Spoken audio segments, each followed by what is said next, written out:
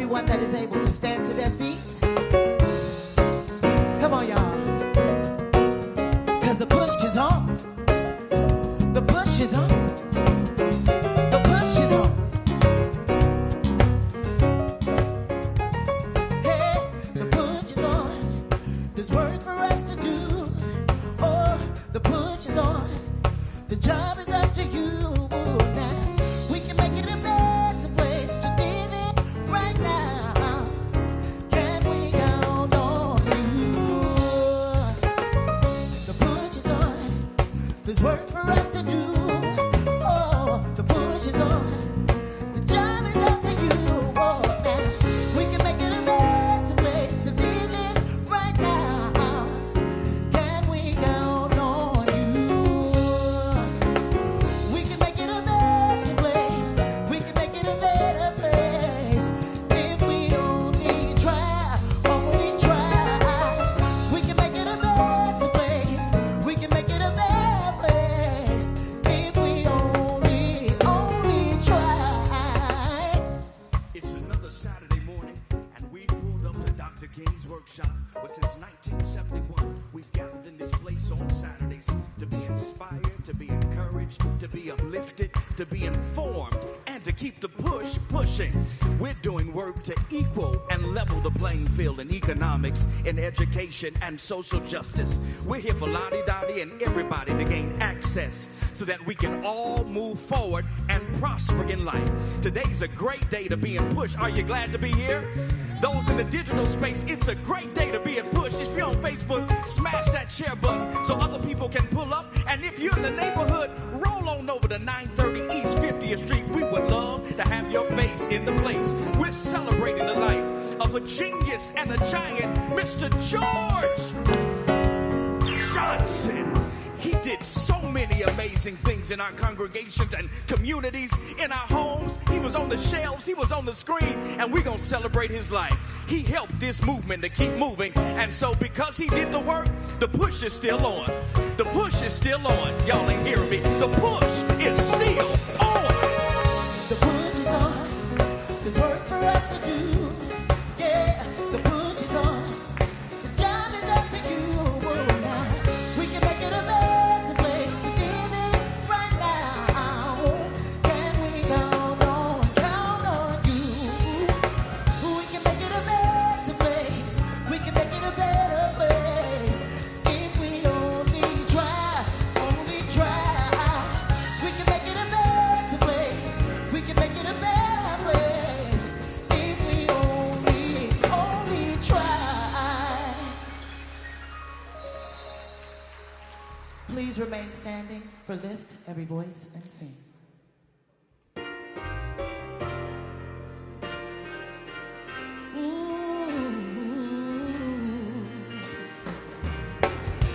Lift every voice and sing till the day. But ring with the harmonies of liberty. Let all rejoicing rise high as the listening skies. Let it resound loud as the rolling sea. Oh, sing a song full of the faith that the darkness has taught us. Sing a song full of the hope that the presence has brought us. Facing the rising sun of a new day begun. Let us march on till victory is won.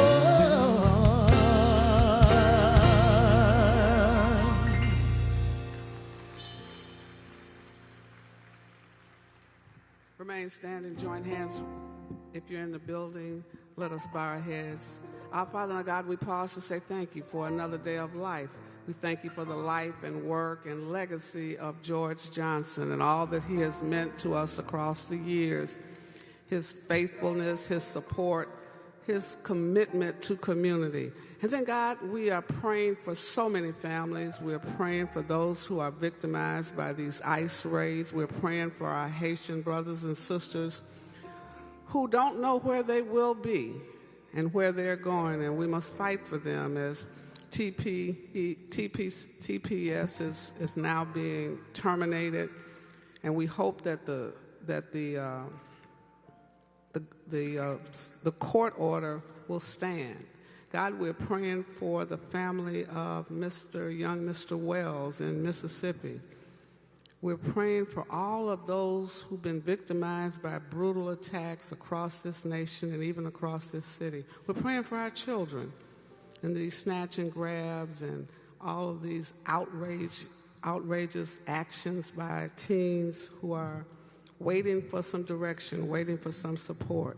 And so, God, we ask now that you will bless this organization as we continue to build this rainbow, red, yellow, brown, black, and white. All are precious in your sight. We ask that you will give us the will, the courage, and the ability to unite the members of the rainbow family, wherever they are in this country and even around the world, as we fight for justice and equity. Give Yusef the leadership, the wisdom, and the patience that he will need to push forward. We ask these things knowing you're God, a creator that has never lost anything. Let every heart say, amen. As you take your seats, greet somebody, love on somebody, make a new friend. You stepped over them to get to your seat, and you didn't even say hello. Smile at somebody, show them all 2 or 32, whatever you came in this place with today. Just be friendly. 28, you got 28, Yusuf? We're excited that you're in this place today. And again, for those of you on all of the digital platforms, WJYS, VON, the Word Network, our stream, YouTube, Facebook, welcome. And thank you for joining us here for another Saturday morning forum here at Push. So many amazing things and great things are happening around the city, around the country, around the world, and right here at 930 East 50th Place. As we continue to march through this month of July, we're excited to celebrate the life and the legacy of Congressman John Lewis. And so July 17th through July 19th, we'll be celebrating his life and his work. And in regards to that, we want people to get registered to vote. Is there anybody here that's not registered? Don't be ashamed. If you're not registered, you're in the right place at the right time. We want to make sure that you're taken care of. And we're going to have a training in this place on Friday, July 17th at 5 p.m. We're asking all partners who want to become deputy registrars, know how to work this system, to make sure your neighbors and your family are plugged in. Meet us here on the 17th at 5 p.m. for a training. And then on the 19th, on that Sunday, we're asking all of our churches, all of our pastors, all of our faith leaders, our moms, our synagogues, whatever faith community you're part of, to get the people in your congregations registered to vote on that day. That's our focus on that Sunday. Say something about voting. Say something about its importance. And make sure people don't leave your place of worship without being registered to vote. And again, if you want your volunteers to be trained, meet us here on Friday the 17th at 5 p.m. We want to make sure that you all are members of Rainbow Push. If you're not a member, today's the day. We're going to lock the doors. We're not going to let you loose until you prove in your membership. And it's only $35 to sow into this place, to the ministry and the mission of Push. And so if you want to go ahead and get your membership right now, you could raise your hand. We've got some ushers that are in the aisles that are willing and ready to serve you. And those of you, again, in the digital space, simply go to rainbowpush.org. It's real simple. Click the link, fill out the form. You'll get the information. You're going to get your pen, all of that, so that you can partner with us in the amazing work that we're doing. As we've already stated, we're celebrating the life of Mr. George Johnson today, and we've got an array of guests. Miss Hermine Hartman, can we celebrate her? That living legend herself is going to lead us in a conversation, discussion with Jory Luster, Kim Lewis, Juliana Regison, Hermine Hartman's going to facilitate that, and we've got Tyrone Stoudemire. It's going to be a rich and fulfilling gathering of conversation today. And so prepare your hearts, prepare your spirits, prepare your minds, and then prepare your pocketbook, because I'm coming back so that you can partner with us in the work that we're seeking to do. Come on and give us a little something, something as we prepare our hearts.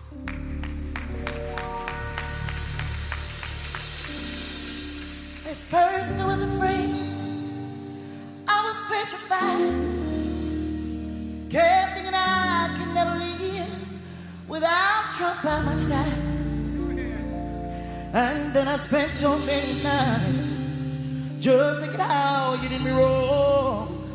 And I grew strong, and I learned how to get along. And so you're back from outer space.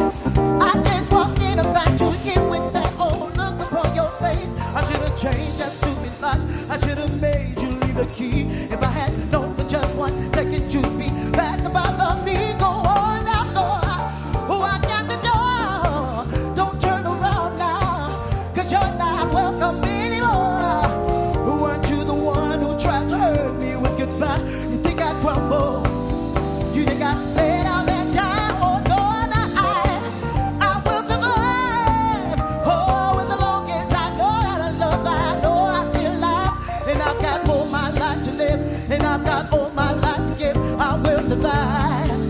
I will survive. I will survive. Come on, y'all.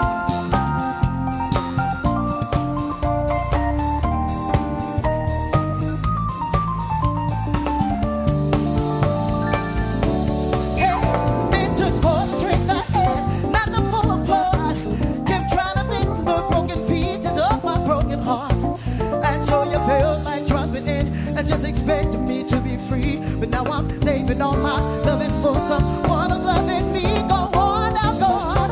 Oh, I got the door. Don't turn around now, 'cause you're not welcome anymore. Weren't you the one who tried to hurt me with goodbye? You think I'd crumble?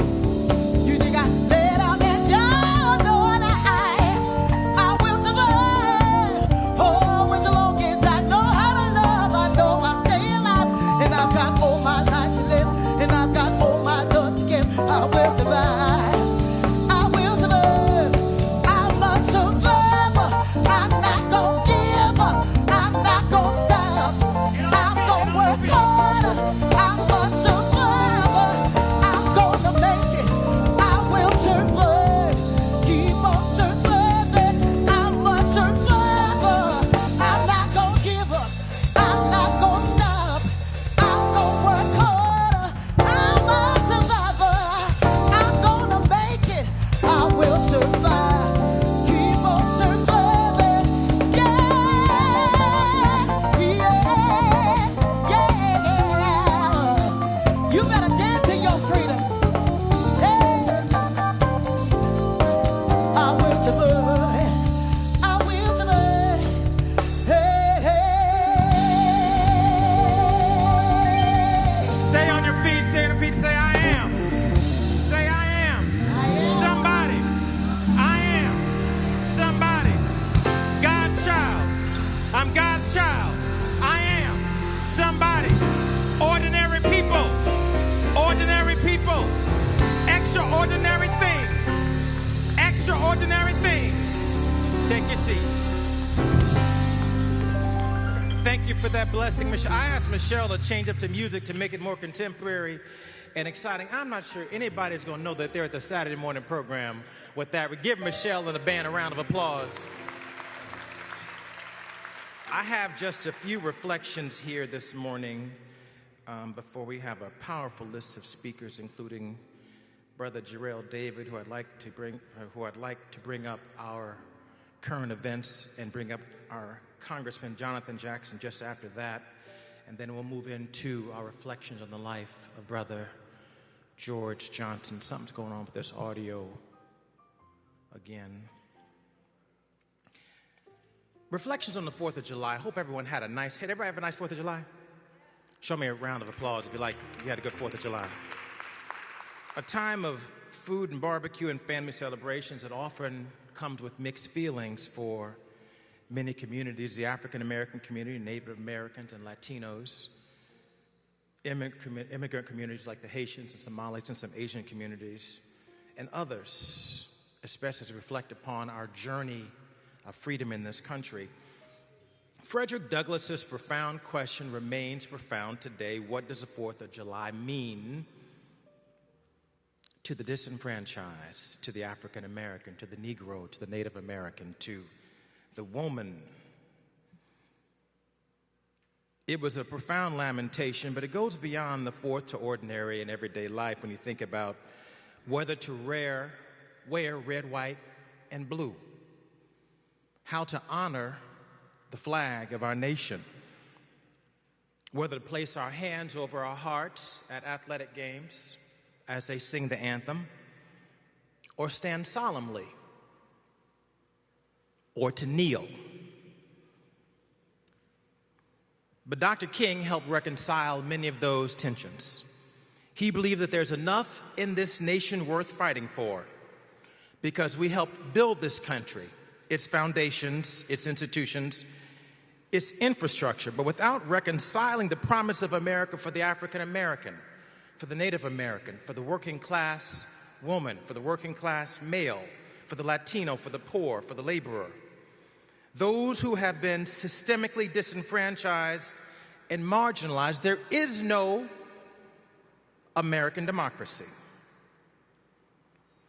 And so with wisdom and humility and an open heart, we continue to stand up for justice and hold our nation accountable to its highest ideals and its greatest and greater purpose. And so I encourage you to proudly claim the 4th of July as your own. The other side of the 4th of July that helps complete the 4th of July is Juneteenth. I was taught as a young man that Juneteenth was a holiday celebrating the end of slavery to slaves, enslaved people in Texas. That somehow the enslaved people in Texas did not get the message that the war was over and that the Emancipation Proclamation was signed 2 years earlier. Something about that story, as I've gotten older, does not make any sense to me. We all know that enslaved people had ingenious ways of communicating through dance, through song, the Underground Railroad. They got messages to each other across plantations and across the waters to the Caribbean and to South America. So it makes no sense to me that slaves, enslaved people in Texas wouldn't have gotten the message of emancipation. What sounds more likely to me is that the slaveholders, as they began to lose territory, gathered in Texas and held Texas counties strong.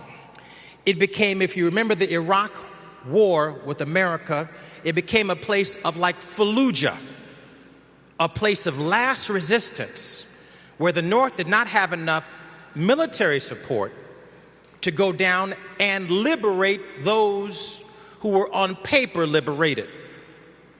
Let me say that one more time.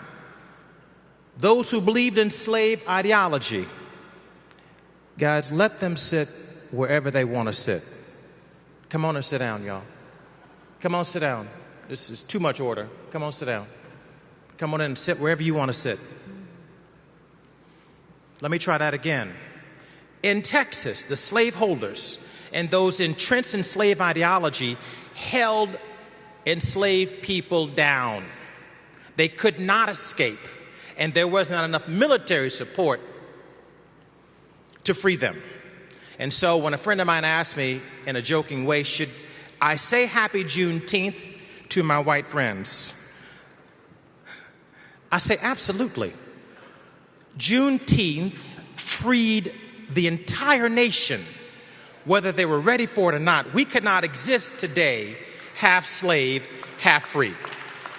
We could not be the great Western democracy that we are today, with certain counties holding on to slavery while other counties hold on to freedom. And so the Juneteenth holiday is a celebration that the entire world should celebrate because it offered a baseline of freedom and humanity to everybody in the world. So proudly celebrate the 4th of July and proudly celebrate Juneteenth. I had the honor just the other day of going to Nashville, traveling to Nashville, and speaking at the Zeta Phi Beta Grand Boule Conference. Are there any Zetas out here? There are 8,000 women in the audience, 800 tables of 10, a beautiful sea of blue women, all African American and Latino, all college graduates, many with professional degrees, doctors and lawyers and business people, PhDs, mothers and grandmothers, aunties. And during my panel, I was honored as one of the few men that was in the audience. I looked out at these Zeta women with the level of humility and awe and pride as they gave to me a level of respect for my name that I did not earn. They gave me respect on the body of work that my father and my family and the Rainbow Push Coalition has done for 60 years. Rainbow Push Coalition, give yourselves a round of applause.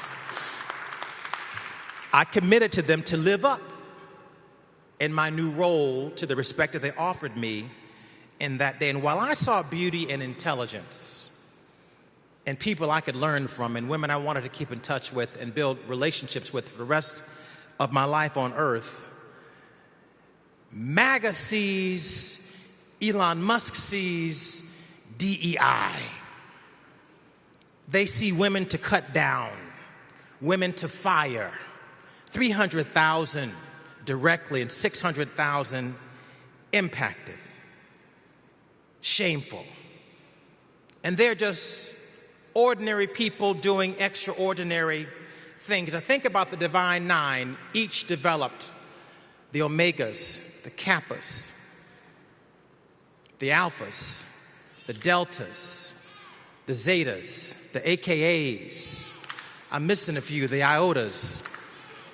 All developed at the end of the Civil War, at the end of 1896 Plessy versus Ferguson, the darkest nadir in our history after the promise of the end of the Civil War.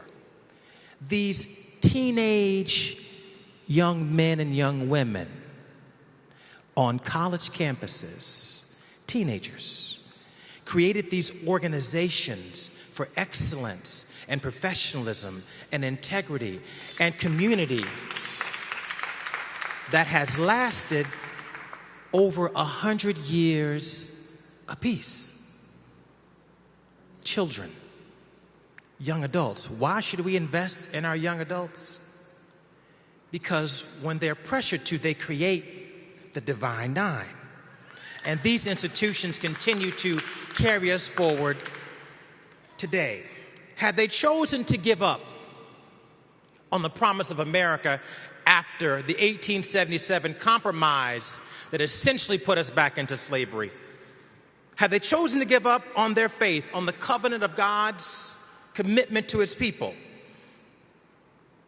where would we be today? Had they chosen to be cynical, when you think about Moses leading his people across the Red Sea to the promised land that he would not ever get to, when you think about how petty they were, these idol-worshiping people that he had to lead anyway, had Moses decided they weren't worthy to go across that Red Sea because they were infighting, had Joseph determined that because his brothers betrayed him, that he would not help his family survive that famine because he was being small about the things his brothers did to him, which were profound, to drop him in a pit and to sell him into slavery.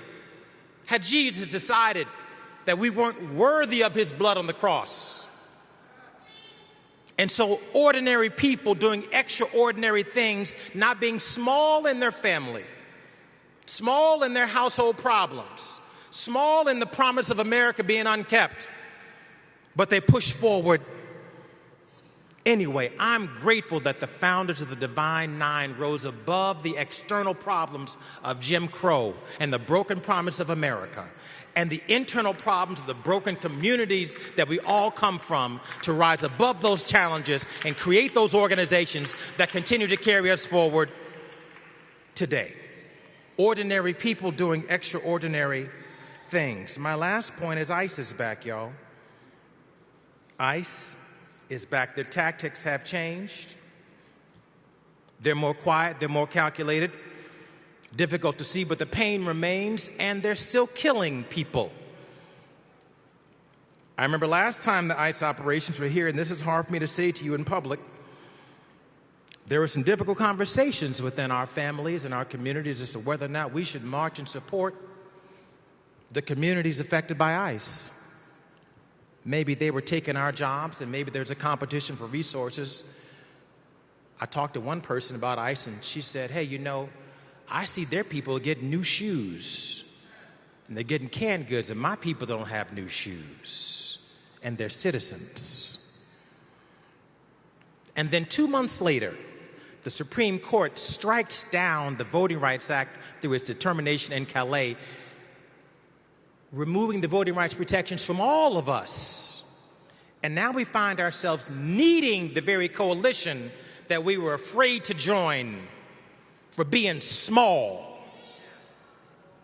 And so now we have another opportunity, as they've arrested over 10,000 people just last week, to join in coalition and community with those affected by the overreaches of ICE. We do not argue with the government's right to enforce its laws. We don't argue that. Although there is some question as to whether or not police officers and military personnel have to disobey immoral and illegal laws. That question has been debated for thousands of years.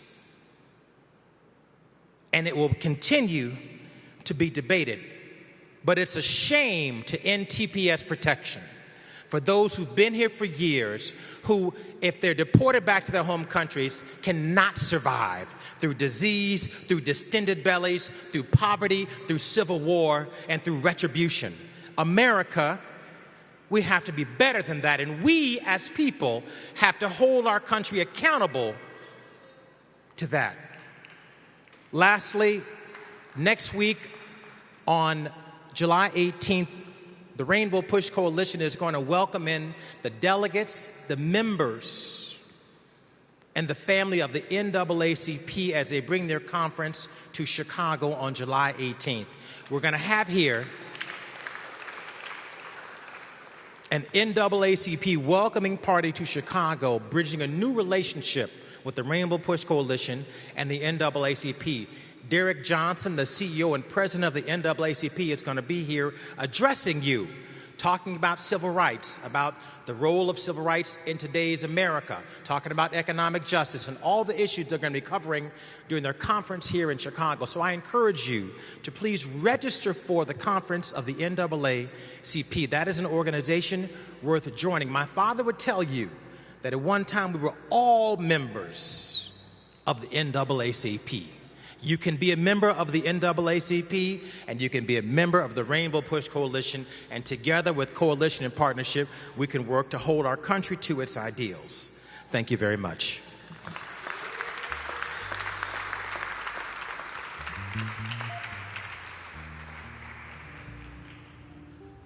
Good morning, Rainbow Push. We could do better than that. We're in the house that Jesse built. Good morning, Rainbow Push. You all, I just want to first say, when I was given this assignment on talking about the current events, I found myself a little lost, Mr. President, because I find myself, like so many of you all today, hopeless in today's world, at a loss because of what we're seeing. So many of us find ourselves working to the last bit of energy we got, working till we drop dead now, just so you can survive. And I know that reality to be true myself because this summer alone, I worked 3 jobs just to be able to afford college and still don't know if I have enough. And I'm not alone because today the average cost of college has skyrocketed over 150% in recent decades. And this is the real truth. Real wages have stayed completely stagnant, while over 7 million Americans are forced to hold multiple jobs just to survive. And nearly 60% of our neighbors, the people living next door to your house, are living paycheck to paycheck. And I know what it feels to go look at your pay stub and calculate your hours to make sure that they ain't taking too much out. And then when you look at your bank account, you realize that your sweat and hard work wasn't enough. I know that feeling of being overlooked and discarded when you're running on fumes and working past midnight. But let me tell you this, while we're living in a time where teens can't go outside without saying we're taking it over, where we live in a world where people believe that division is stronger than us united. People are now, Mr. Cameron, pushing each other away than pushing towards one another. We have abandoned all of our standards for society so we could push a culture of hatred and negativity, so an agenda of division instead of unity can rise. And let me say this, Reverend Jeanette, what we've seen in these last 2 years is nothing but ignorance and idiocracy instead of a democracy. And so when I say that, Congressman Jackson, what does that idiocracy look like? You're on the front lines when they're redrawing voting maps, when they're making our districts devalue the voices of people of color. But hold on, this is the Rainbow Coalition. They are intentionally silencing the voices of anyone who's just trying to make it by. They're slicing up our neighborhoods, and people are struggling to pay rent. And they can't even stand up and unite together against a system because it's dividing them against their own interests.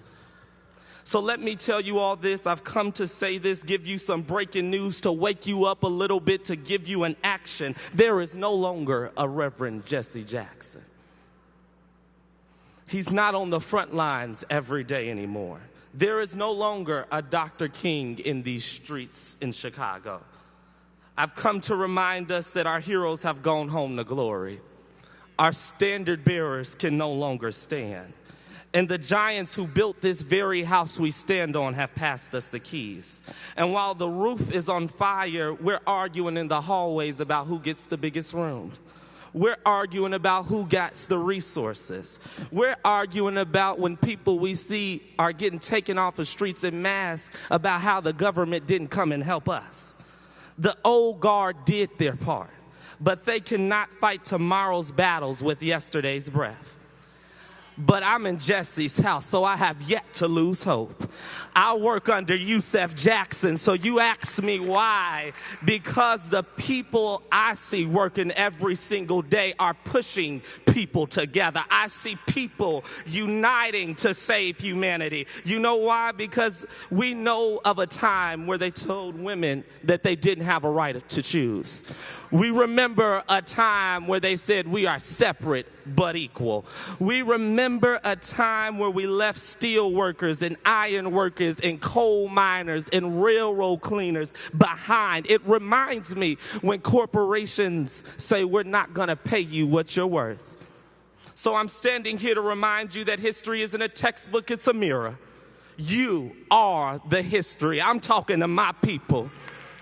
Your kids, let me break it down, will ask you, where were you? They're going to ask you, how did you survive a global pandemic that took millions of lives? They will say, was it funny when Michelle Obama, your first black first lady, 10 years after she served by mainstream influencers on the White House lawn that she lived in, was consistently called a man? They might say something like, hey, where were you when they took away my mom's right to choose? Or, hey, Grandpa, did they kneel on your neck too? So I'm going to leave you with this today.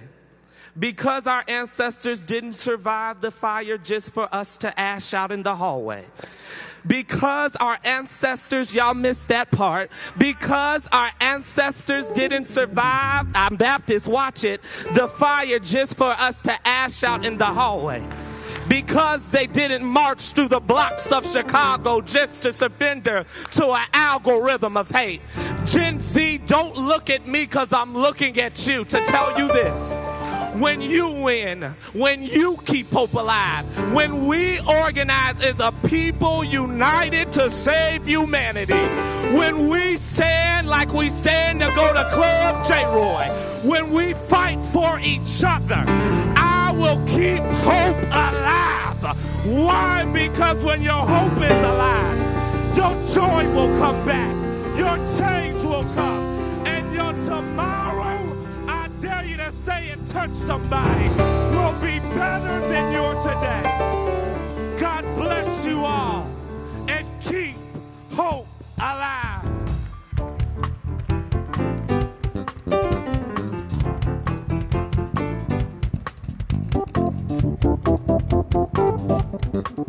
Jarrell is 18 years old and on his way to start at Morehouse this fall. Something's wrong or something's right with that young man.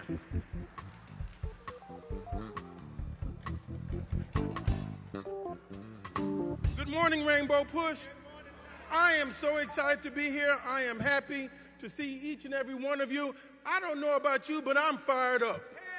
I am absolutely excited. I don't know how many people have had the opportunity to watch the World Cup. There are so many marvelous examples and lessons to be learned. You can get cheated and still be defeated. Even when the president sticks his hands on the scale, that's not going to be enough to win. We saw immigrant populations just about on every nation's team around the world. Immigration is a way of life. God made the mountains, He made the valleys, He made the ocean, He made the seas. God made one world. God does not recognize nations. He recognizes the whole world. What did we see? We see that there is black excellence everywhere. We're playing for Morocco. We're playing for Egypt. The United States had to do an extraordinary thing to overturn a red car so they could even stay competitive. Now look at the contradiction here. The same people that are fighting against diversity, fighting against equity, fighting against inclusivity, have to ask a Nigerian-born American to come back and play so we can stay on the field. Come on, you might have missed it. We are one nation, one world. I'm so excited. One last thing I want to leave you with. All eyes on the African American Museum in Washington, D.C. I need you to focus, and you're going to hear more from me on this. I'm having a laser focus. This administration is coming back after our African American History Museum. History has enemies. Why? Because the truth has enemies. Yes, sir. History has enemies because the truth has enemies. You don't make America stronger by telling less of our story. You should get the full story to make the nation stronger. They have an attempt that's going underway right now to continually engage in the erasure of our history. But you saw the young man that just preceded me. Let me tell you, there are more of us than them. God is on our side. We will not be erased. We're not going back. They're not going to take our museum. I'm going to say happy birthday, 250th birthday of America. It's the 10th year anniversary of the African American History Museum, and I'm fired up. If our ancestors had so much less than us, you mean to tell me, not on my watch am I going to drop the mantle, forfeit my birthright to live in God's presence? Not on my watch. Are we going to go back? Not on my watch. We've got 115 days until the midterm election. 115 days. I'm fired up. We're going to regain the House. We're going to get them out of our way. I'm fired up. 115 days.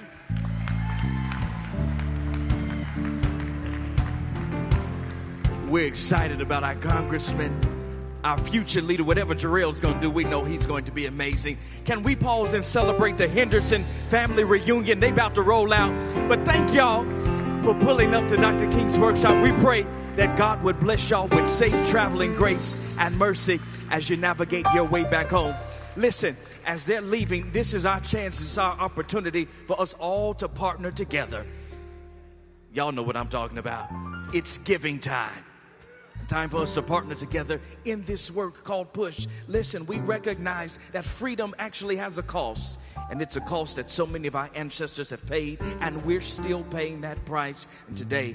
And so I want to invite you in this moment to join us. Those of you in the digital space, you can head over to the website, rainbowpush.org, click that donate link. Whatever you're going to give today, 500, 1,000, 250, 150, there in the digital space, we're asking you to give right now. And then those of you who are in this space right now, if you need an offering envelope, just elevate your hand. We've got some amazing ushers in the aisleway. They've got smiles on their faces, willing and ready to serve you. If you need to give digitally today, we're also able to take that from you. If you don't have your stuff with you and you just want to go online and give, you can go to Rainbow Push. But those of you who will partner with us in this amazing work at the $500 level, if you're here and you want to give at the $500 level, you can raise your hand. Thank you, sir. $500 level. If you want to give at that level to help us with our work, we want to remain free. And the way that we're able to remain free is that you all take care of us. Y'all not hearing me. When other people pay your bills, you got to do what they tell you to do. But when we take care of us, we're able to use our voice to speak truth to power. And so those of you who are giving at the $500 level today, we welcome you now to give. Those who might be giving at the $250, you left the other $250 at the crib, but you got that $250 and you can give at that level. We invite you into that space right now. The $250 level, thank you for your giving at that level to keep this thing going. I see y'all. You're getting your offering envelopes. If you need to tap, they have the device available for you to tap as well. For those who are able to give at the $100 level, thank you so much. Appreciate you. Thank you so much. There's an offering envelope there. She's ready to give right there in the back. In the back, she's ready to give. Thank you so much for your giving on today. This gentleman here is willing and ready to give. He's given. Thank you. Thank you, sir. Appreciate you. If you're able to give at the $50 level, we appreciate you if you're able to give at that level. If y'all waiting me to get to the Baptist dollar, it ain't coming. And so if you're able to get at that $50 level, the $25 level, we appreciate you. All that you can, whatever you can give at that sacrificial way to bless us. Thank you. He's got his card here. Thank you, Jesse, for making sure he's taken care of. We appreciate all that you all do. Can we celebrate the givers on today? Those who are partnering with Push to help keep the push moving forward. Thank you for all that you do week after week to help us do what we do day after day. And again, those of you in the digital space, thank you for your consistent partnership and giving to sow into this place called Push so that we can continue to meet the needs of the people in this area and across the city. We're preparing now for our conversation that's going to be moderated by Miss Hermine Hartman. Can we celebrate her as our panelists come? For those of you in the digital space, we want you to catch all of this. So if the conversation gets good and we go past our time on whatever station you're watching in, tune over to Facebook, jump on YouTube, and get plugged into what we're sharing today as we reflect and hear about the good things and the great things that Mr. George Johnson was able to do in his life, in his business, and for our community. And we pray that his legacy and his story will inspire the next generation to keep pushing forward. Miss Hermine, it's in your hands. You coming? Thank you. Good morning. I'm glad to be home. All right, we're going to have a panel discussion today on a wonderful man that I hope you know, and if you don't know, you should know, Mr. George Johnson. We're going to be joined by Jory Luster. Jory, won't you join me, please? And we're going to be joined by Juliana Richardson. Julie is the president and the founder of History Makers. We're going to be joined by Mr. Tyrone Strudemeyer. He is my partner in most things, or either I'm his partner in some things. He is the global man at Hyatt Regency. And then we're going to be joined by Kimberly Lewis. She is the founder of Curl Mix, and she started her business, and she was on Shark Tank. So we're going to look at the life, the living, and the legacy of George Johnson. One of the things I want you to know is that Mr. Johnson was a staunch supporter of Reverend Jackson. And I believe he was the first businessman to support Reverend Jackson. Mr. Johnson started his business in 1954, Johnson Products Company. Had a problem. You know what the problem was. He had to get money. So he needed $250 to start his business. He went to a bank, and the banker laughed at him and told him that he was ridiculous, that his concept of a hair product was absolutely ridiculous. Mr. Johnson got up and left and went to another branch of the bank, same bank, but a different branch, and he got the $250 because he said he wanted to take his wife on a nice vacation. That was his beginning. He worked for S.B. Fuller as a chemist, and he knew how to make product from hair to lipstick. The first product was Ultra Wave, which was a product for men. It was a straightener for men like Nat King Cole, Sammy Davis, Jackie Wilson, the stars of the day. That was the product that they used, and they came to Chicago for the straightener because we had some kind of monopoly on it. As Mr. Johnson was going about knocking on doors to sell his product to barbers, he discovered something. Very basic, very simple. There were more beauty shops than there were barber shops. For every one barber shop, there were 3 beauty shops on the street. So he started thinking maybe the product should be for women too. And he made a hair straightener for women, and bingo. That $250 loan turned into an enterprise, and he became the first black business on the American Stock Exchange.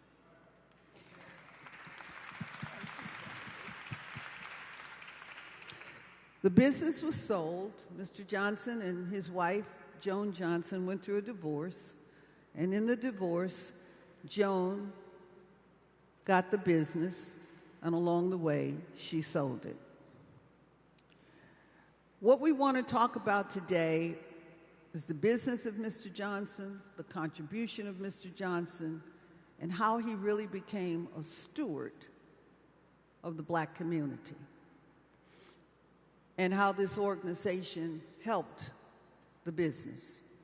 I want to start with Jory Luster, because his father, Fred Luster, started his business shortly after Mr. Johnson in 1957. Mr. Luster was a barber.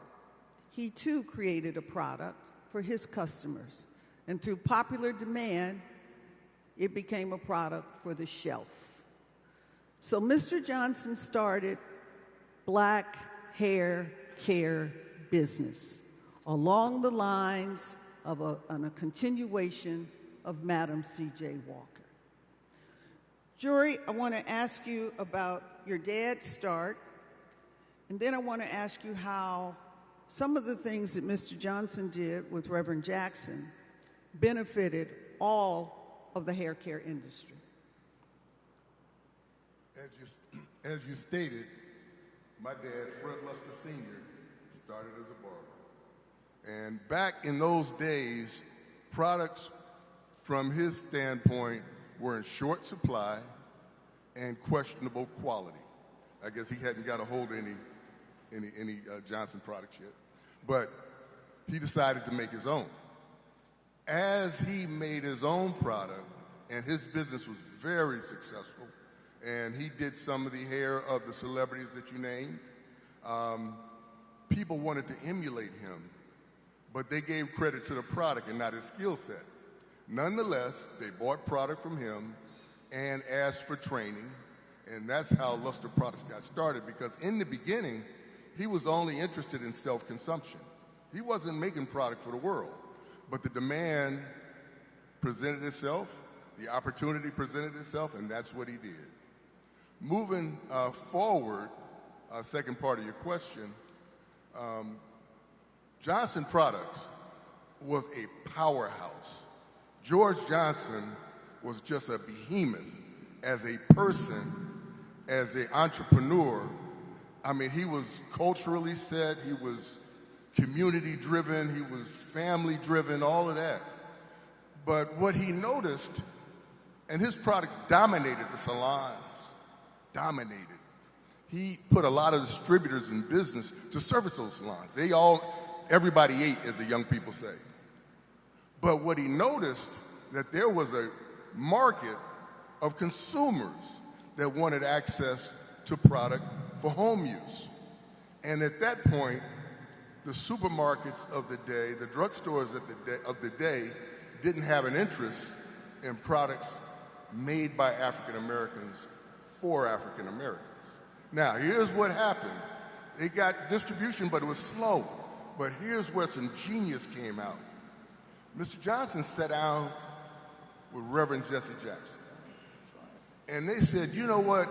Our products are in demand, but people are unwilling to carry them. And Operation Push got Breadbasket at that point, okay. They got behind the issue, and before you know it, it's everything that Reverend Jackson went after, they capitulated. They gave in. And before you know it, here's the thing, here's the magic in this. It was not only Ultra Sheen on that shelf, it was Luster's on that shelf, it was Proline on that shelf, it was M&M products on that shelf, and you can go on and on, open the door for all of us. And that was one powerful instance, one powerful thing. And Jerry, what were some of those stores? That was Walgreens. Well, you're talking about Walgreens. I don't know if anybody out here remembers A&P, but it was A&P. It was National Stores. It was Jewel Stores. It was Dominic's, where you had one that had black consumers that shopped there, right? It was Rexall stores. It was, I could go on and on, community stores. It was, I could go on. It was all the retailers. All the retailers. That was the Everybody fell in line. So, and everybody Chris, grew. I'm going to make you remember something along these lines, because you said A&P and National. Yep. And so we were shopping in these stores. These were the stores that we shopped in. But we were not working in these stores. And as Mr. Johnson got with Reverend Jackson, our products were not in the stores. So when you all go in these stores now, particularly the drug stores like Walgreens and CVS, and you go to that section, that real big section that's got black product, this is where it came from. And part of the strategy and the technique was with the A&Ps and the National that did not carry our vendor lists and would not let us work for them. They had this concept called the boycott. Me and Chris was on them boycott lines, okay? So that was a Reverend Jackson initiative. Julie, talk about for me the legacy as you see it for Mr. Johnson. Now, you're a history maker. You interviewed Mr. Johnson years ago to get his story. Talk about Mr. Johnson as a history maker, because he was really an entrepreneur, and his story is a rag to riches story, a rag to riches Americana story. Okay. Talk about that for me. First of all, Mr. Johnson, in terms of Black business people, because I've been spending, Hermine, the last 4 years, and especially like most recently the last 2 months, processing digitizing his papers.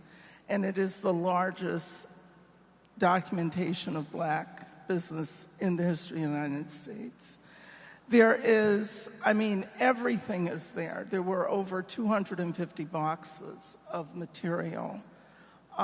There is the letter that Martin Luther King wrote to him because apologizing for not responding to him, when he had come, and he's apologizing profusely to Mr. Johnson. There is the original stock certificates, everyone that was issued when he went to open up on the American Stock Exchange in 1970. There are the architectural drawings for the manufacturing plant, both the one that burned down and then the one that was initiated in the 1980s. His, you think about him, he comes here in 1929 with his mother, and there are 3 boys, and they settle on 31st Street, and he talks about the danger navigating that time period, but he sold newspapers. You think about that. He comes here from Mississippi. He ends up, once he opens up on the American Stock Exchange, he buys 2 cattle farms, 3,000 acres in Mississippi, because he wants to be a cattle farmer, among other things. You see all the things that he did. He's Black business personified because he believed in giving back to the community. And that I miss today because it was not all about the money, it was the empowerment of our people. Mr. Johnson was shining shoes. He was selling newspapers as a little boy. He had a whole lot of hustle.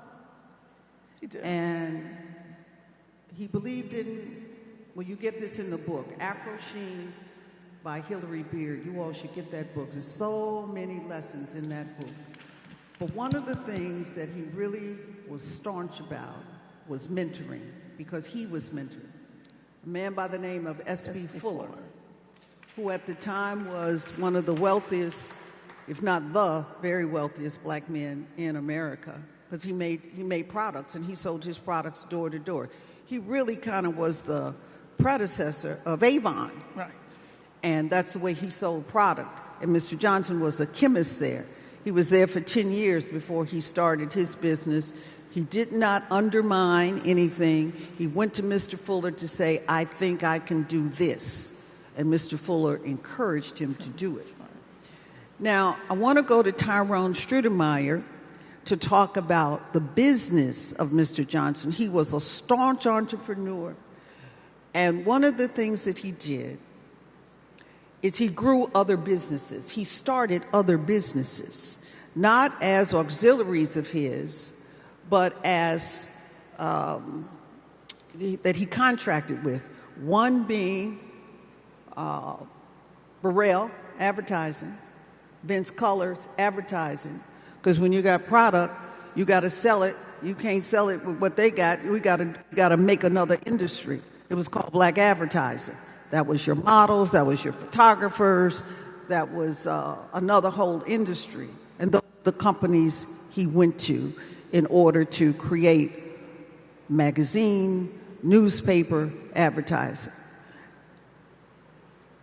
One of the things he did was he capitalized on niche marketing. Here's how he did it. Essence magazine was brand new. They got in trouble. When you print a magazine, you print a newspaper, you got to pay sometimes when you're early because they don't believe in you. You got to pay before you pull your magazine or you pull your papers off the trucks. And Essence got in trouble. Right here, Yusef, Expo, Essence came day one to get subscriptions. Well, they did all right for a couple of months. but they needed that advertising. They went to Mr. Johnson, Jesse set that meeting up, and said, we need you to advertise with us. Would you? He said, yes, because you are my customer. You're doing black women, that's my customer. But listen to how he did it. He gave them double spread ad. That's the center that's the most expensive advertising in the magazine. But he paid them for 2 years in advance. 2 years in advance, he paid them. It saved them, and it kept them alive. He advertised in Ebony, and he advertised in Jet. That's where his advertising was, niche capitalization on advertising. Tyrone, talk to me a bit about what you know of the business of Mr. Johnson. Thank you, Hermine. And let me just say that the data doesn't lie and math doesn't have an opinion. And when you talk about the spending and buying power, particularly of the black community, we are projected to spend more than $2 trillion, to exceed $2 trillion this year. When you talk about beauty and health care, if it were not for the efforts of Reverend Jackson with the Wall Street Project, along with Mr. Lowry's family and Mr. Johnson, we would have not created more than a $10.2 billion industry in beauty and health and hair care. Those dollars and those efforts afforded opportunities for hair salons, beauty salons, whatever you want to call them, to grow and to thrive. It brought confidence with black folks who were sitting in corporate America who looked good because they had their hair done or they dressed well. It began to encourage individuals to stand up for bold and what was right, to be able to execute on being excellence in these corporations. One of the non-conventional things that the Lowrys and the Johnsons did was to go to the black churches and to ask the black churches to go to these stores and start requesting the products, knowing the products wasn't on the shelves, created revenue for those businesses. Now, I've been blessed, and some may blessed or not, but to be in the audience of many white Jewish men who told me, Tyrone, one thing that white folks want more of is money. Money talks and BS walks. We have a product and a solution that has been in our marketplace since the beginning of time that has been underestimated and not given enough credit. So if it wasn't for stories that like Juliana has been able to communicate, knowledge is power. Money is access. The more money we have, we're the number one consumers across all other demographics, but we don't own. These two men owned their businesses. And in 1975, Mr. Johnson was not record, you can't track what he spends now, but it was like $35 million in 1975, unheard of a black business to grow. In revenue, in net revenue coming back, right? And so when we talk about leaders and one thing about leaders is that a true measure of a leader is not just to lead, but how fast he gets others to become leaders as well. So the path and the doors that he made it through friendships. There's big ships and there's small ships, and there's ships that sails at sea. But the biggest ship there is relationships and friendships that we need to evolve through Operation Push, NAACP, the Reverend Congressman Jackson and the work that he's doing in White House and getting behind Yusuf to be able to push this forward effort that it is our spending and buying power that will make a difference to make a more satisfying workplace and community for black folks. We got the power. We always have and we always will.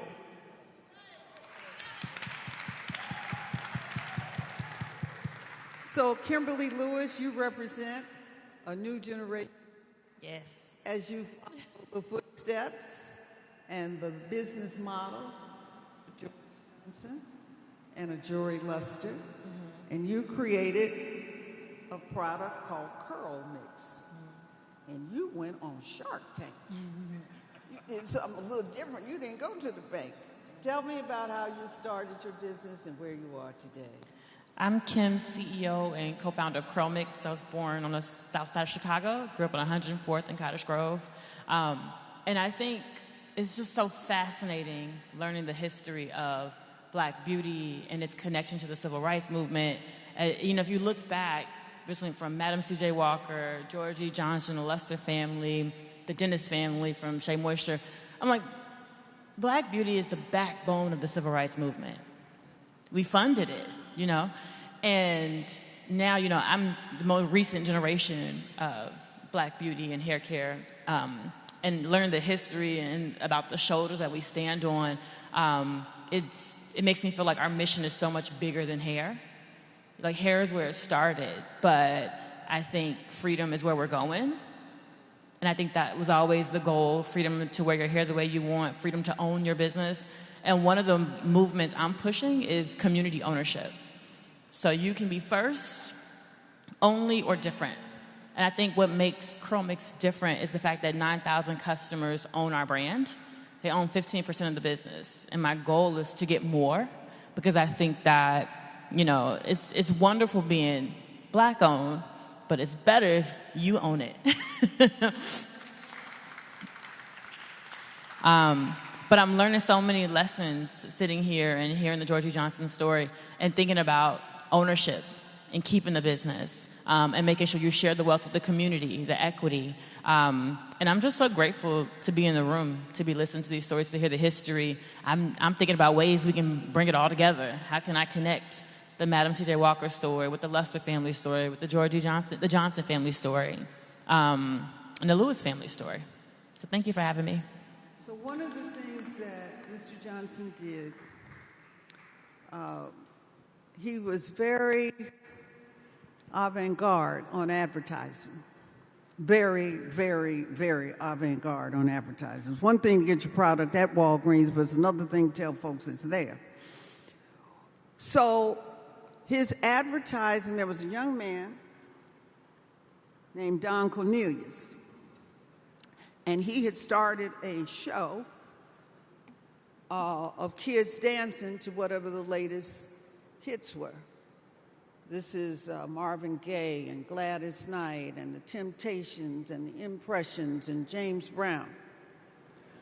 Now, they didn't have American Idol, and they didn't have the festivals, and they didn't have blah, blah, blah. So John Cornelius was doing the dances like we do in the clubs, and he was putting it on TV. And he was a disc jockey at WVON. And everybody thought he was crazy. Advertising guy took Mr. Johnson. It was a white advertising guy, because Mr. Johnson was with another company before he got with the Black agencies, because white folks couldn't do it. And he said, "Let me take you, Mr. Johnson, and show you something." And he took him down there to the little studio and showed him the kids dancing to the Don Cornelius stuff. And Mr. Johnson said, "Oh my God, this is something." He had foresight, a lot of foresight.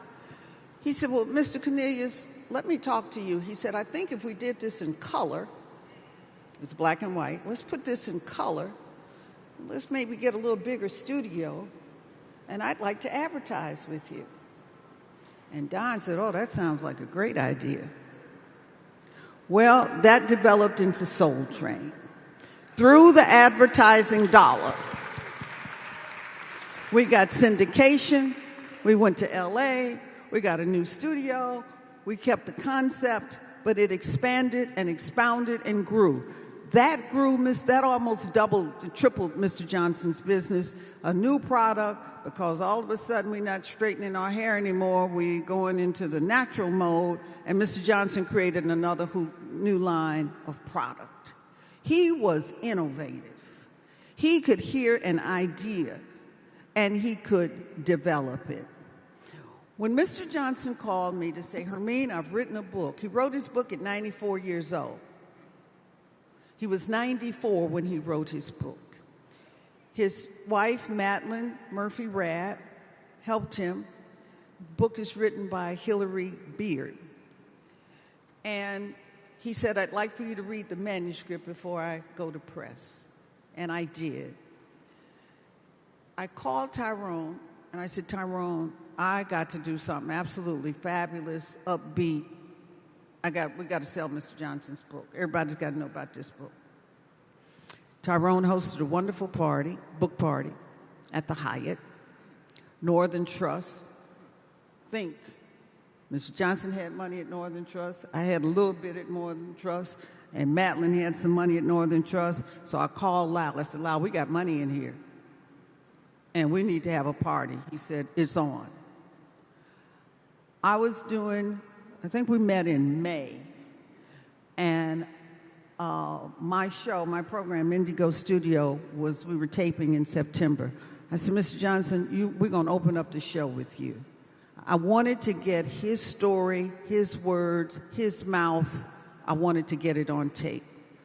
The show was so good, once we started talking, his memory was amazing.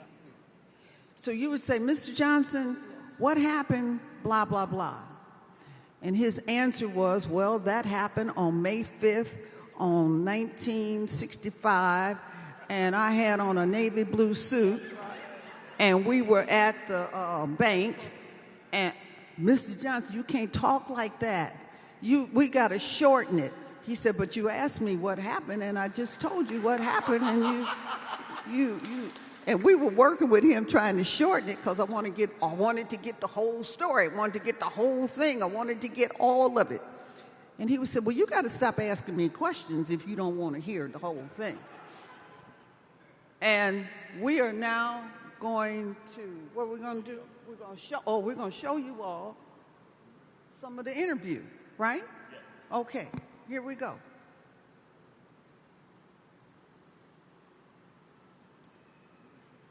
You all going to show it? And Orville Nelson, the man that was in the elevator, who owned the Nelson barbershop. He had been using the product and guiding us.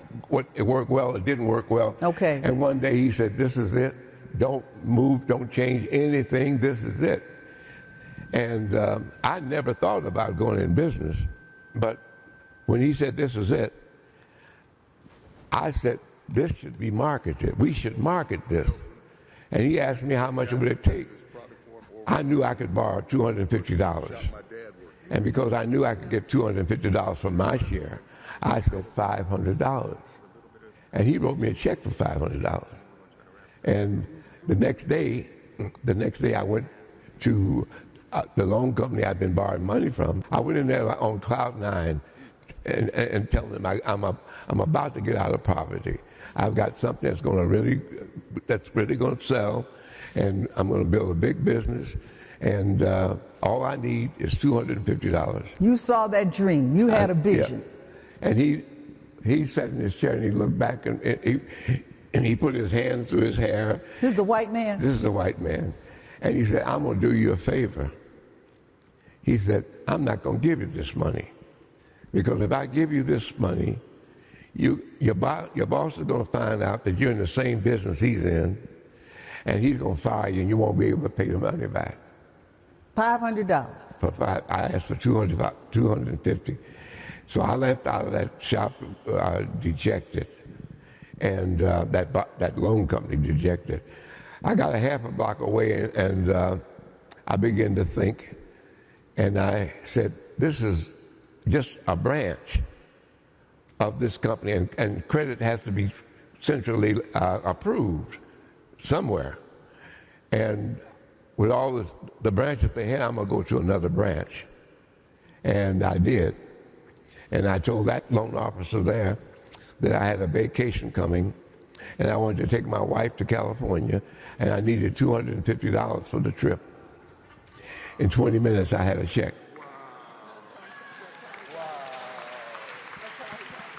That's how he got his money.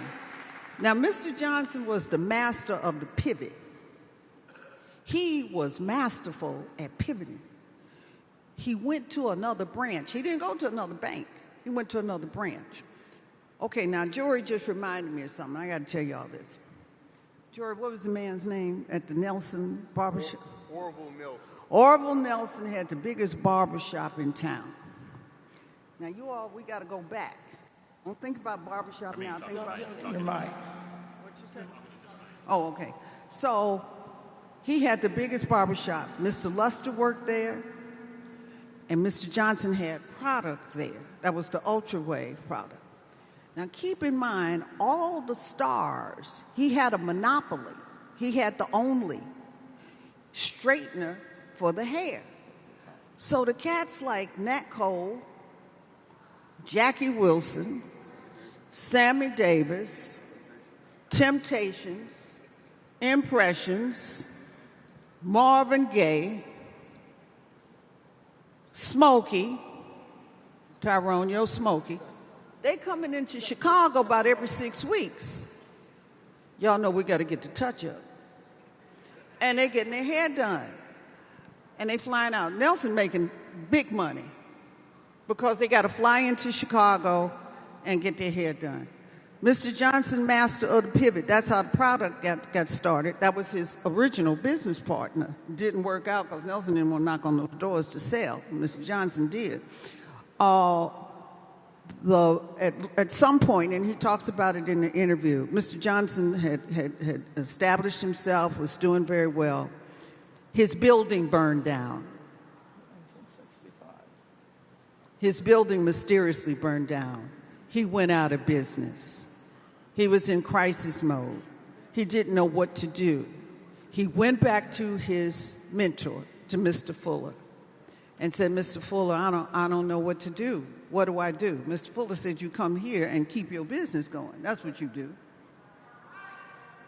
And he did. And he got back on his feet. When he got back on his feet, he said, I'm not renting anymore. Along the Dan Ryan, 8522 South Lafayette, he built from the ground. What was there before he built Johnson Products Company was the city dump. And he went and said, let me take this dump that y'all don't want and let me build my business, because as black people drive down the Dan Ryan back and forth to work, I want them to see something. He was the master of the pivot. He was also generous. He was philanthropic. The Chicago Urban League, Breadbasket turned into Push, were his pet businesses, pet organizations. And the Golden Fellowship Dinner that we now celebrate, that was a Mr. Johnson and Bill Berry initiative. The first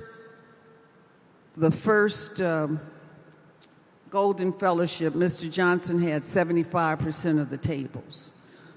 They were for his employees. About $1,000 each? $1,000 each. Those were his employees, and then he began to call vendors, his vendors. He began to call the larger companies, and that is how the fellowship dinner grew. Bobby, we're going to show another clip. Mr. Johnson had one motto, and that was follow the golden rule. Do unto others as you would have them do unto you. And that's part of the title of his book. Okay, we're going to go to another clip now.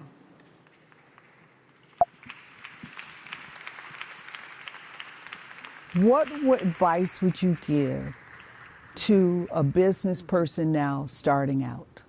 What good advice might you give them? Well, I thought about that. You did? I got a few things here that I want to... the pivot, y'all. Okay. Yeah. I got 5 things here. Okay.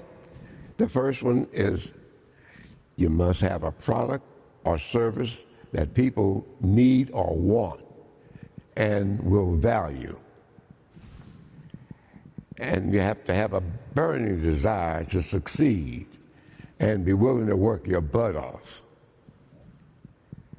Third is to be the best in the business you choose. Fourth, help people. Be honest and put their interests ahead of yours.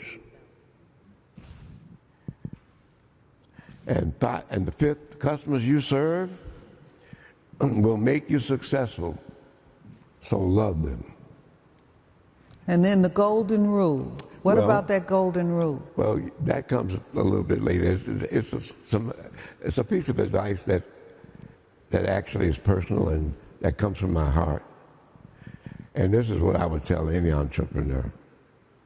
Get close to God and try to stay close to God.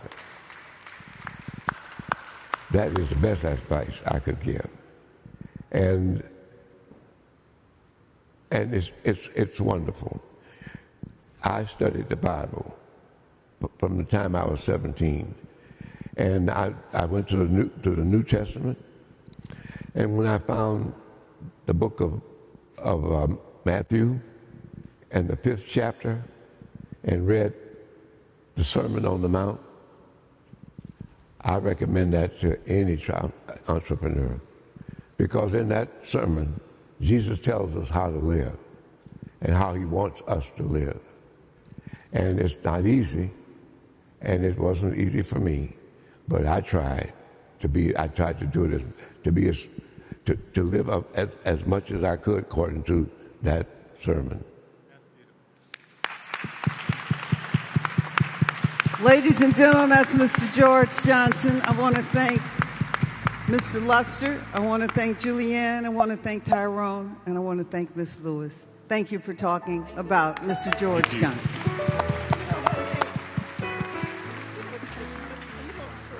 This concludes our Saturday program. Please have a very safe and enjoyable weekend. We'll continue to celebrate George Johnson's life and legacy. If my father were here, he would say that George Johnson will live as long as we continue to say his name. And I think that's important. Among the things I learned today, and I hope you learn and take with you also, is that the people who are able to offer support to the missions and to the movements that are able to carry us forward. So he was not just a businessman, he was very much involved in the civil rights and the movement of his people. Have a wonderful, wonderful Saturday. Come on, let's come up and take pictures.